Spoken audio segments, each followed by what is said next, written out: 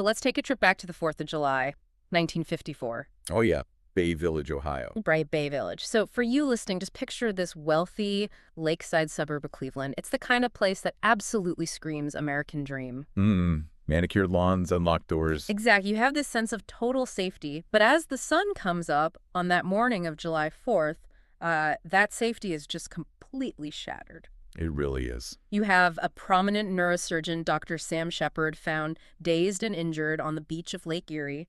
His wife, Marilyn, has been brutally murdered in their bedroom. Just a horrific scene. And their 7-year-old son is fast asleep just down the hall. It's the start of a nightmare, not just for the Sheppard family, but honestly for the entire American legal system. Yeah.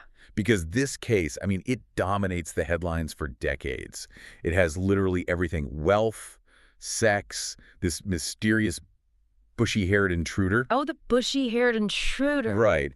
And a media circus that makes today's Twitter mobs look polite. Which is saying something.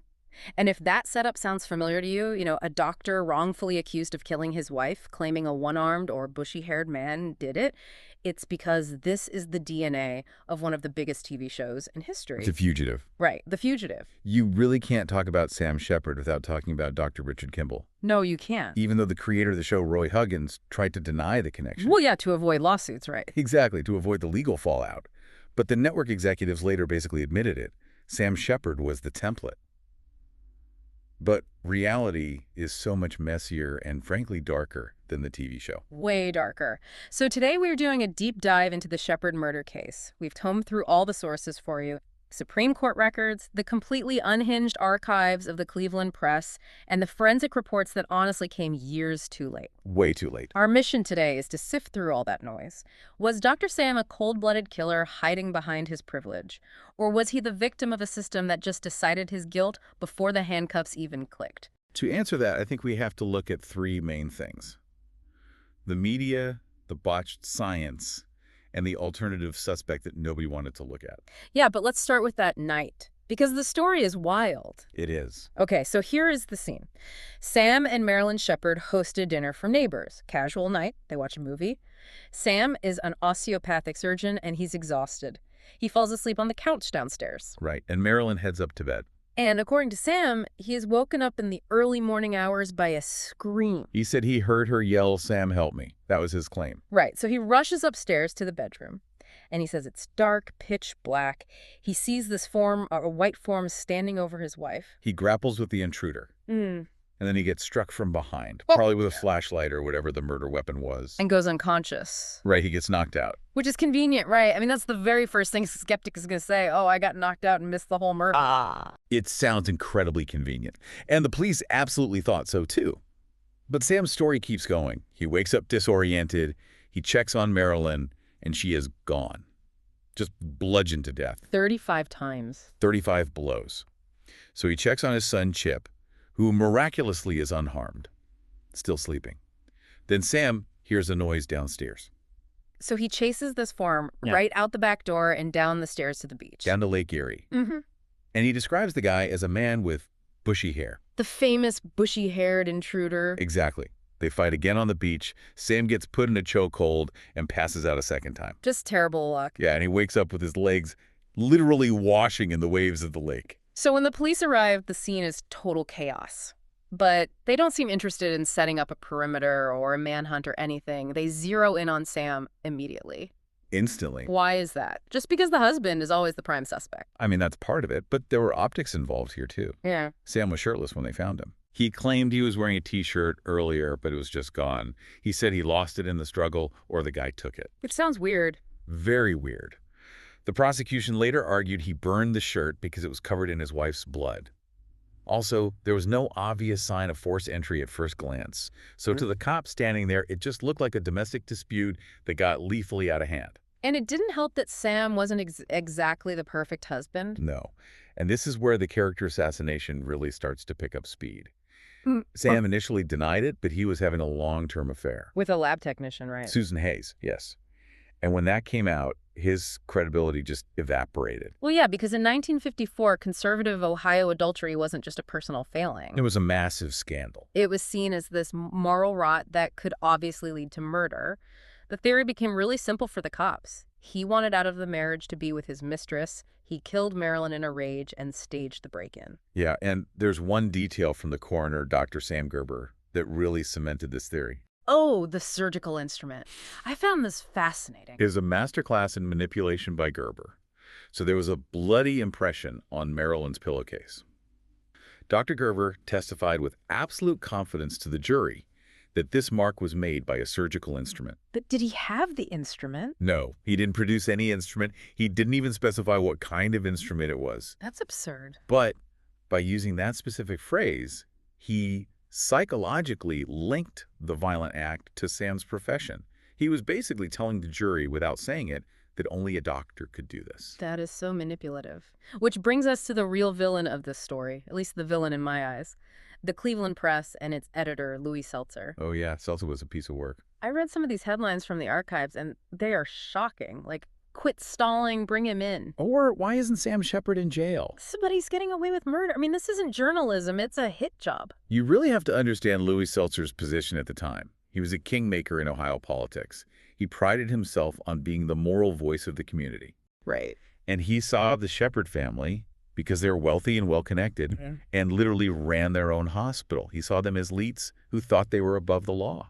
So Seltzer decided his newspaper was going to ensure justice was done, or at least his version of it. Exactly. And this went way beyond writing angry editorials. They essentially directed the police investigation. They really did. There was that front page editorial demanding the coroner hold an inquest. And not just an inquest, a public spectacle. They held it in a high school gymnasium. A gym. Because they needed to accommodate the massive crowds. For a legal proceeding. Yeah. It's insane. A gymnasium packed with hundreds of people. They were cheering and booing like it was a local basketball game. It was broadcast live on radio and TV. And Sam was there, right? Sam was there. And when his lawyer tried to introduce evidence or even just participate, the coroner had the lawyer forcibly removed from the gym. Wow. While the crowd cheered. It was humiliating. It signaled to everyone in that room and everyone listening at home that Sam Sheppard had absolutely no rights. And this carnival atmosphere, which is the exact phrase the Supreme Court later used it, carried right into the actual trial. I read in the records that reporters were sitting inside the bar. Literally inside the railing. The space that separates the legal participants from the public gallery. That's wild. Sam was seated at a table, and less than a foot away were reporters handling the evidence.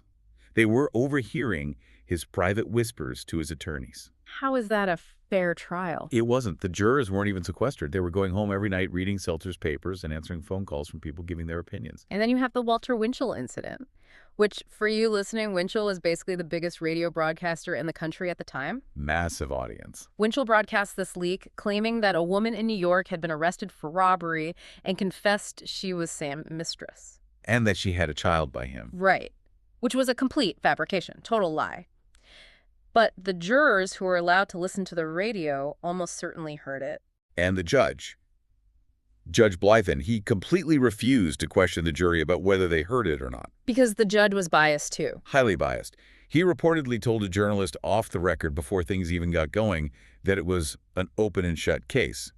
He thought Sam was guilty from day one. So with a biased judge, a hostile press, and a jury swimming in rumors, the verdict was a foregone conclusion. Second-degree murder. Life in prison. And the destruction of the family was immediate. This is the part that gets lost in the true crime mystery sometimes, the actual human toll. It's heartbreaking. Less than a month after the verdict, Sam's mother shot herself. She just couldn't bear the shame. Oh, man. And then his father, who was a respected doctor, died of a bleeding ulcer and a broken heart just a few weeks after that. Marilyn's father committed suicide later, too. Yeah, the case didn't just kill Marilyn. It basically wiped out the entire support structure of the family. So Sam goes to prison. He spends 10 years in there. He misses his son growing up. He's working in the prison hospital, maintaining his innocence. But the world has basically moved on. Until a young, brash lawyer named F. Lee Bailey enters the picture. F. Lee Bailey. Long before O.J. Simpson. Way before. This was his breakout moment. He was just this brilliant, aggressive attorney who sought a massive constitutional violation. He argued that the carnival atmosphere had totally denied Sam a fair trial. And he took it all the way to the top. To the Supreme Court. In 1966, in the case Sheppard v. Maxwell, They ruled 8-1 that the trial was a complete mockery of justice. It was a scathing indictment of the media and the judge. They threw out the conviction entirely. So Sam gets a second chance, a retrial in 1966. But this time, the carnival is gone. And more importantly, they have actual science. Yes. This is where the story shifts from a legal drama to a forensic thriller. The defense brought in Dr. Paul Kirk, who was a criminologist from Berkeley. Because in '54, the police barely looked at the blood. They didn't analyze it at all. They just saw a room covered in blood and assumed it was a frantic rage killing by the husband. But Kirk actually looked at the physics of the room.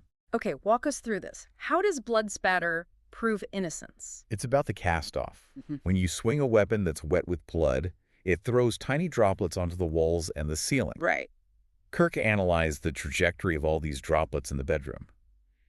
And he determined two really crucial things. First, the position of the killer. Based on the angles. Exactly. Based on the angle of the blood hitting the wall, the killer had to be swinging the weapon with their left hand. And Sam Sheppard Was right-handed. And not just casually right-handed, he was a surgeon. his dexterity was entirely in his right hand. Right.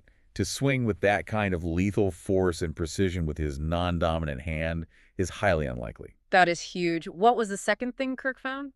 The blood on the killer.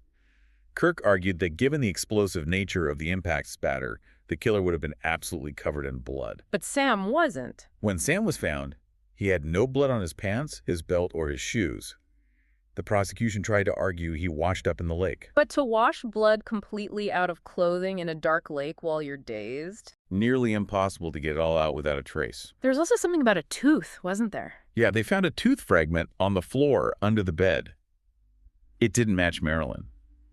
And it didn't match Sam. Which suggests Marilyn bit her attacker during the fight. And chipped their tooth. This points directly to a third person in the room. So let's recap this. We have a left-handed killer missing a piece of a tooth who left a blood trail that the police totally ignored. Which brings us back to the bushy-haired intruder. Right. For years, people thought Sam just made this guy up, a phantom. But there was someone who fit the bill perfectly, wasn't there? Richard Eberling. Mm. He is the ghost at the feast in this case.